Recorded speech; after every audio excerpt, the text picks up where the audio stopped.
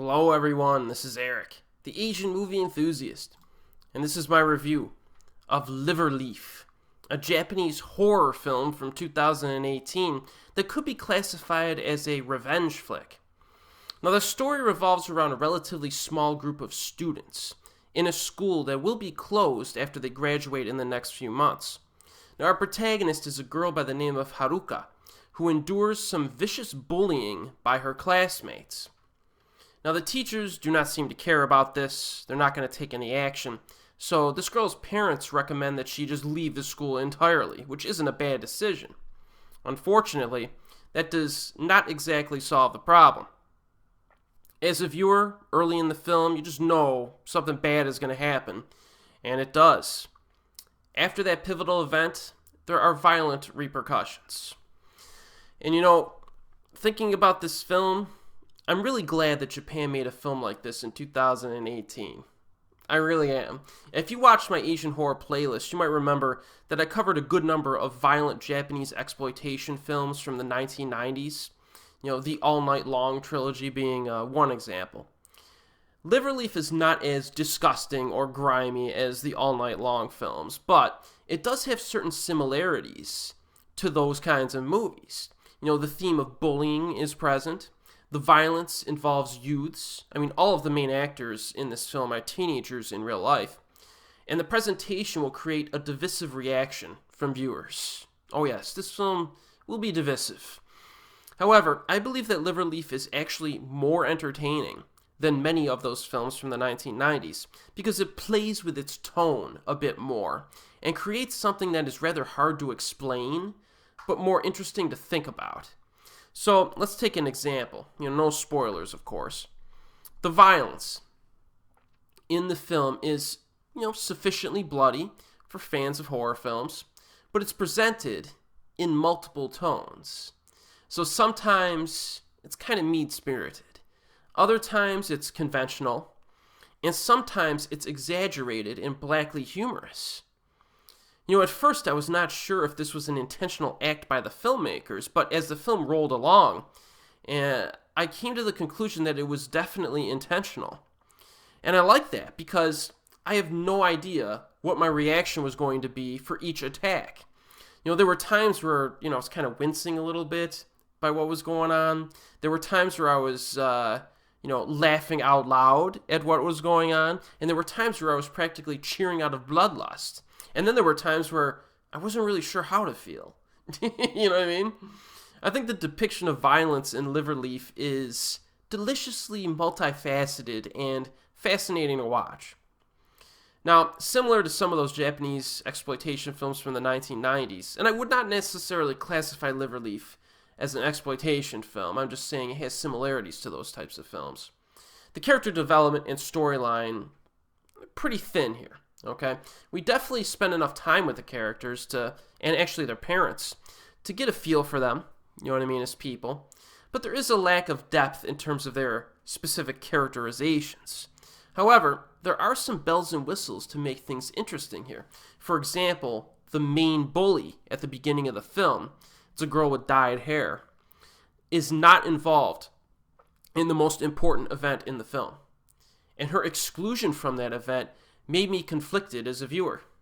How bad is this girl really, I was thinking, compared to these other people? Does she deserve an equivalent punishment or something less? And there were scenes in the film where I was actually rooting for her, despite the fact that I despised her near the beginning of the film. So Liverleaf definitely does something right on the character front, even if it doesn't have traditional, multidimensionality. I guess it has some, right? The film does a good job of establishing a sense of unease during the quieter moments. There's always a sense of danger present throughout the film. At least I felt it, even if it's not immediate. And I like that. Although the complete lack of police presence is a bit odd when one considers the events of this film. There's really no police presence at all. I think I might have seen a police car pull up to a building and then it just cut to the next scene. But I'm actually glad the scriptwriters did that, because the introduction of a detective character doing an investigation would have just added dead weight and filler to sit through. The entire film I would say, is set in the snowy months. I got the icy blue lighting here for a reason, people, which adds quite a bit of atmosphere to this because the color of white is really accentuated in this flick. It's very nice to look at. And of course, the redness of blood is more pronounced and accentuated by the constant presence of snow. Just a heads up for you. Also, the title of the film is a reference to a certain plant, I guess, that pops up in the late winter, early spring months. So the time of year makes sense in that regard as well, like thematically.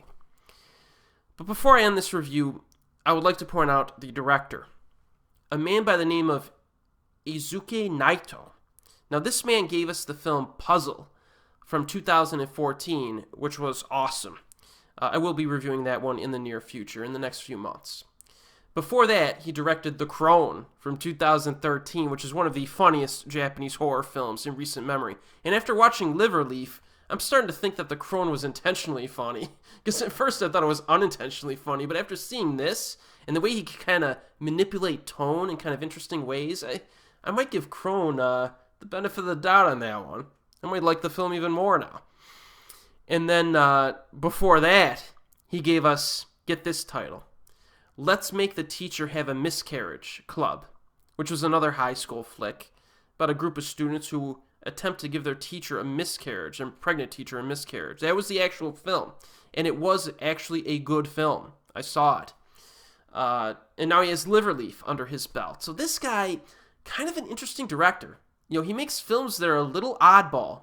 They're a little different. They have a different feel to them, and maybe most importantly, they're all memorable. I remember every one of these films that I've watched from this guy, and I liked all of them.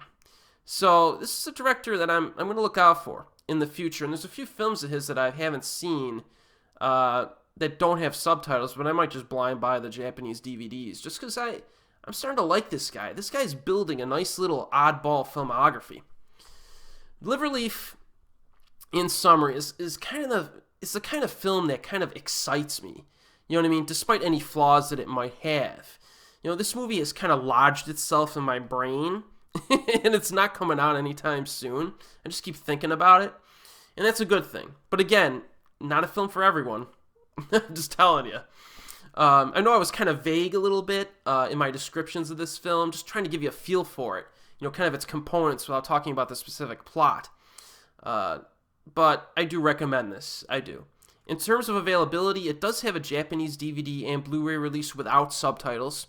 I saw this on my plane flight back from Japan. There's also a few more movies I'm going to cover, Japanese films that I saw on my plane flights that are available with English subtitles. So look out for those reviews in the next few weeks. But in terms of Liverleaf, you probably could watch it without subtitles. I didn't attempt it, obviously, but I bet you could. I bet you could. You will get this movie without subs, I bet.